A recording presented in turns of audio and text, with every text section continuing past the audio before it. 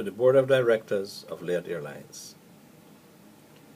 I have been reading with interest the exchanges between businessman Gregor Nassif and Gene Holder, the chairman of the Board of Directors of Liat. As a service provider in the tourism industry in Dominica, I am very concerned not only about the deleterious effects the now greatly deteriorated services of Liat is having on my own business, but also about the tremendous negative impact it is having on the island of Dominica. Over the last 6 months, a very high percentage of visitors and Dominicans traveling in and out of the island have been negatively affected by services provided by Liat, ranging from flight cancellations, flight delays, sometimes as long as 11 to 12 hours, missing luggage, and lack of follow-up and communication from Liat. Narrowing it down to the last 3 months, I would say that more than 50% of visitors to the island have been negatively impacted using the services of Liat. My comments to follow may be harsh and considered by some to be unfair.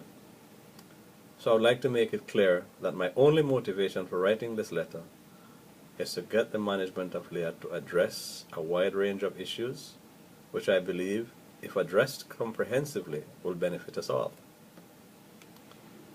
And Gregor Nassif in his letters highlighted with exemplary clarity the lack of proper planning and vision on the part of the management of Liat, which partially led to this current crisis.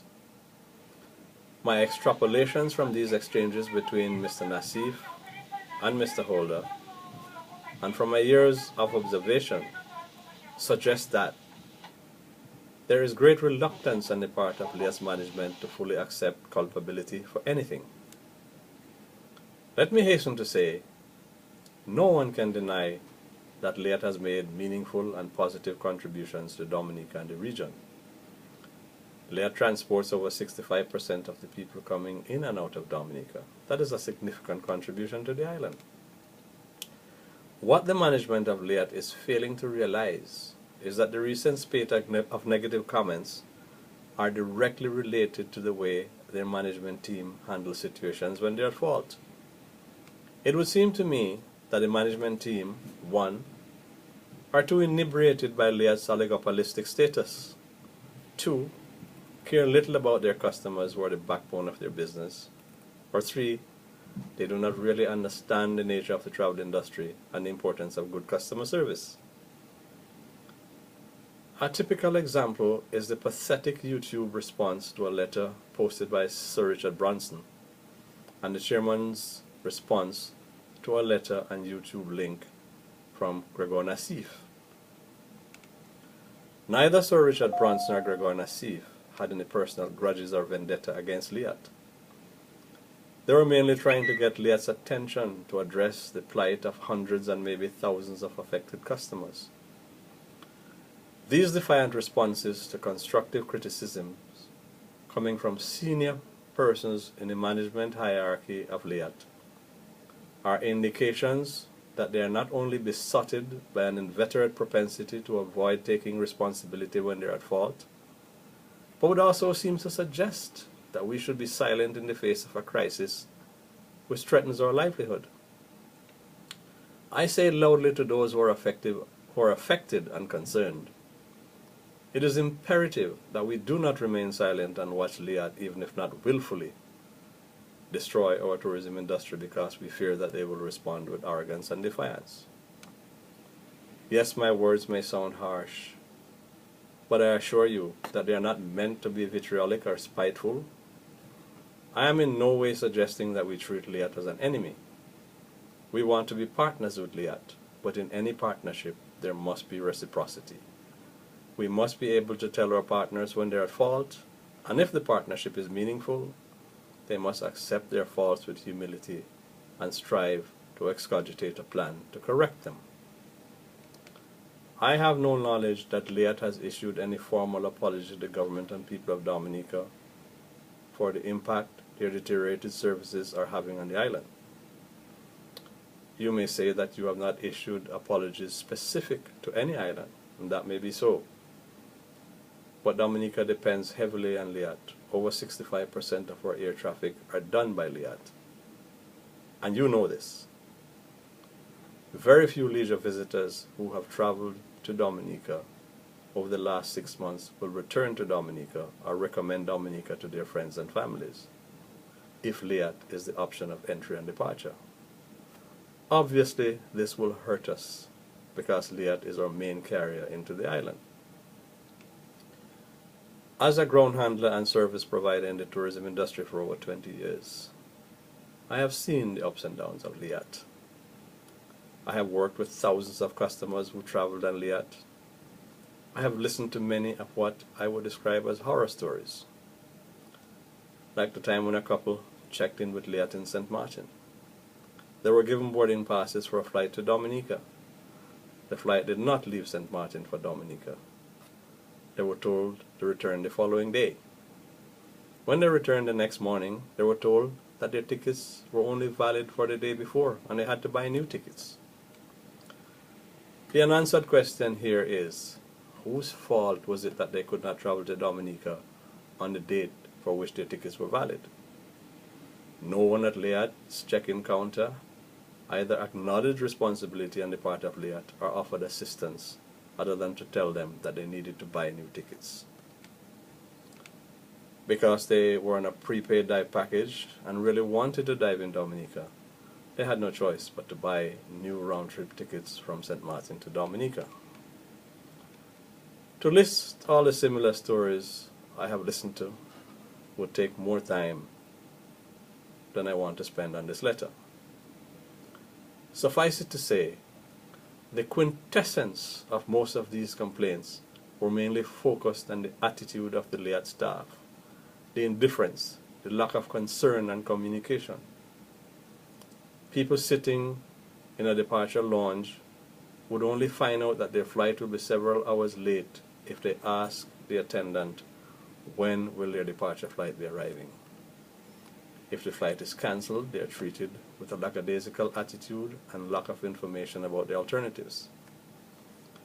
Liat recently issued a statement about the challenges they are facing because of a decreased number of functioning aircrafts and maintenance issues.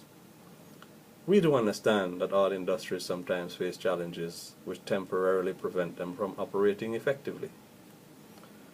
But I'm addressing separate long-standing issues, which though some may be caused by or exacerbated by an inadequate number of functioning aircrafts, maintenance issues and shortages of pilots, these issues require a different solution. I'm addressing customer relation issues which go way back, beyond the recent technical problems Liat has been experiencing. I am talking about issues like the sometimes negative and high-handed attitude to customers which has existed far back as I can recall, such as in 1988 when Liat bumped me from a chartered flight to accommodate another passenger, without even consulting me or the travel agent who chartered the flight. Did they apologize? No. The attitude was, we'll book you on the next available flight. Many persons have communicated these problems and attitudes to the management of Liat, not just within the past 3 months, but way back into yesteryear. To date, there has been little or no improvement. Good customer relations are much broader than scheduling flights to fly from one destination to another. It is about caring for people and, most importantly, showing people that you care for them. Apologize to them when you're wrong. Go to the ultimate to solve their problems. Communicate with them. Tell them what you're doing to help them. As the managing director of CATS Limited and the manager of the Fort Young Hotel Dive Center, I work with large numbers of divers.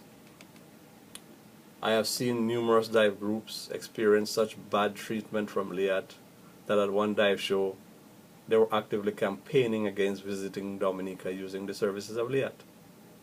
You can verify this with Simon Walsh, the president of the Dominica Water Sports Association.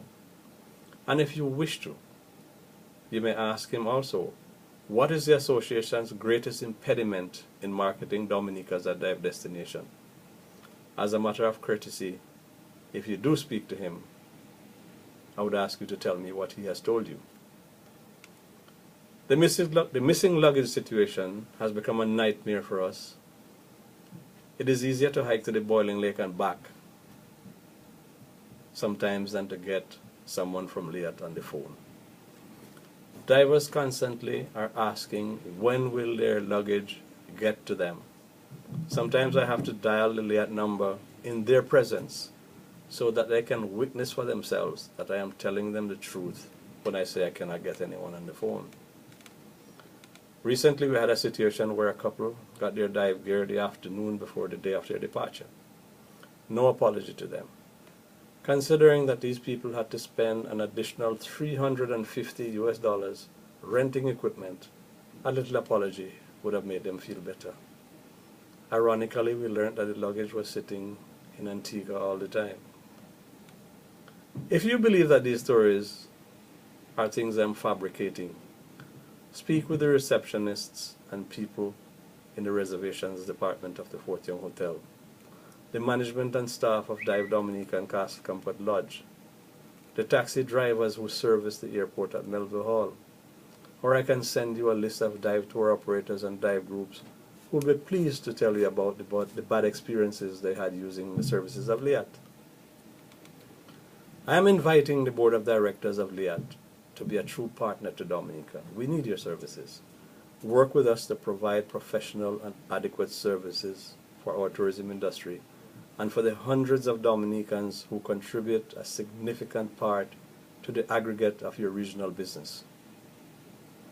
As things stand right now, the name Liat is a bad word to so many people, locally, regionally, and further afield. What plans do you have to change that image?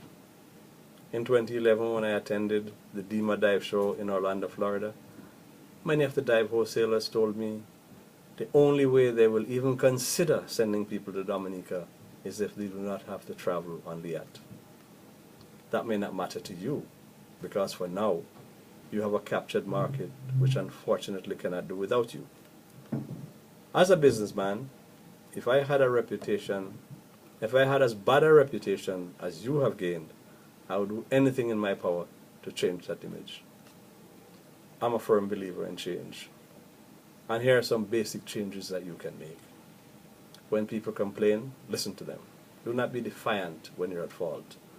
Do not attack the people who point out your shortcomings. Thank them. The only reason why you have a business is because you have customers. Your customers are the people who can make or break you. It is wise to take them seriously. You need to embark on a comprehensive customer service training program with an ultimate goal of achieving customer satisfaction. You may never totally achieve it, but you can do a lot better than you're doing right now. Treat customers with more respect and courtesy. When their flights are cancelled or delayed, be open and frank with them. Let them feel that you're working in their interest. Please do not let them sit at the airport for 10 hours without knowing when they will leave a destination. Communicate with them periodically. Update them on the progress you're making to resolve their issues. Be more courteous. Tell your staff to answer the phones more often so that desperate people who want information will get it from them. And for God's sake, tell your staff, don't tell people when in desperation they are emphasizing the importance of getting out of the destination. Don't tell them, you're not the only ones who want to leave. Everybody wants to leave. Be more sensitive to their plight. They will respect you and treat you with kindness and understanding.